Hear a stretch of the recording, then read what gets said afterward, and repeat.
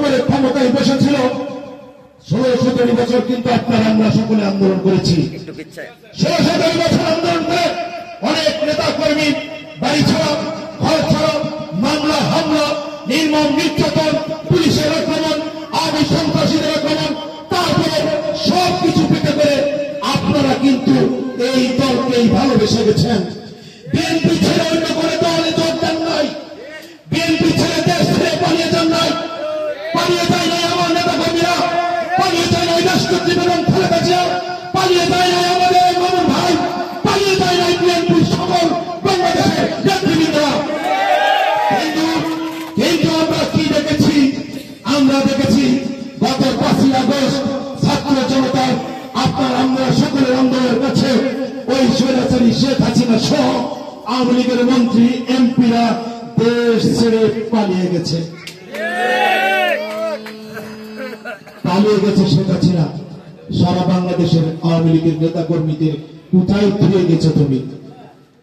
তোমার মন্ত্রী এমপিরা সারা বাংলাদেশের গ্রামে-গঞ্জে আওয়ামী লীগের নেতা কর্মীরা যারা তোমাদের কথায় বিএনপি নেতা কর্মীদের হত্যা করত, তোমাদের কথায় বিএনপির ব্যবসা প্রতিষ্ঠানে হানা দিয়ে লুটতরাজ করত, তোমরা পালিয়ে গেছো। তোমাদের সেই নেতা কর্মীদের কি করে গেছো?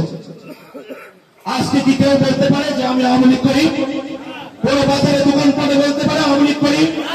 কিন্তু 5ই আগস্টের আগে এই গ্রামে যদি একজন আওয়ামী লীগের নেতা থাকতো, তার হুঙ্কারে তার ভয়ে আপনারা কেউ কথা বলতে পারতেন না।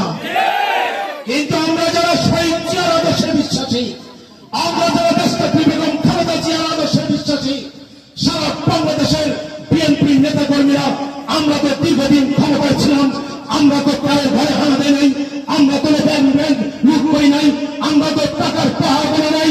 আমরা ক্ষমতায় থেকে আমার দেশনেত্রী বেগম খালেদা জিয়া ভাড়া বাড়িতে থাকতেন।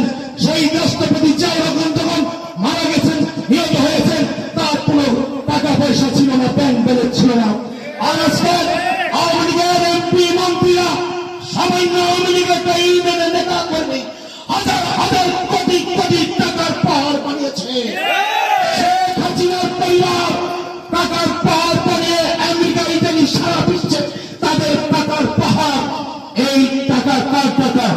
এই টাকা আপনার আমার টাকা, এই টাকা সাধারণ মানুষের টাকা, এই টাকা কৃষক ভাইদের টাকা।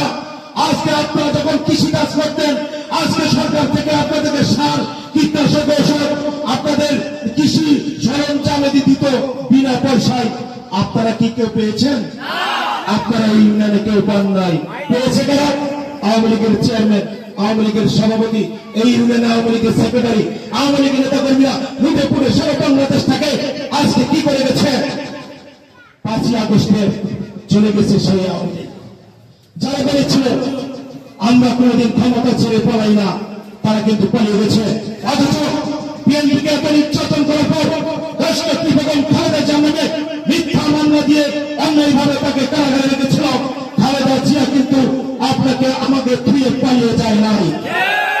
বাংলাদেশের সব থেকে নির্যাতিত পরিবার হচ্ছে জিয়া পরিবার, সব থেকে নির্যাতিত পরিবার জিয়া পরিবার।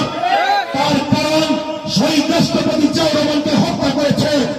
এরপরে দেশনেত্রী বেগম খালেদা জিয়া নির্বাচনে সে 3 বারে প্রধানমন্ত্রী হয়েছে।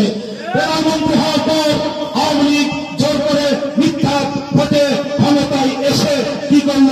খালেদা জিয়াকে মিথ্যা মামলায় কারাগারে পাঠালো।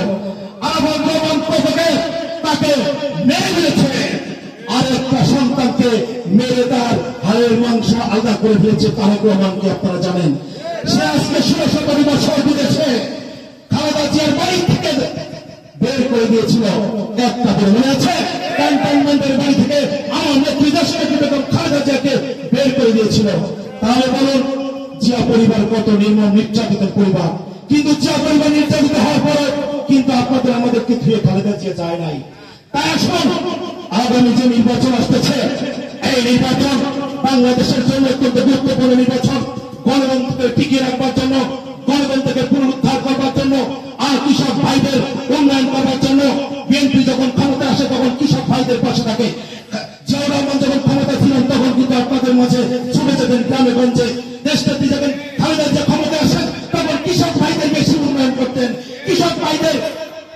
মূল্যে সার দিয়েছেন, 5,000 টাকা কৃষি লোন মকুব করেছেন, 25 বিঘা জমি খাজনা মকুব করেছেন। কে করেছেন? খালেদা জিয়া।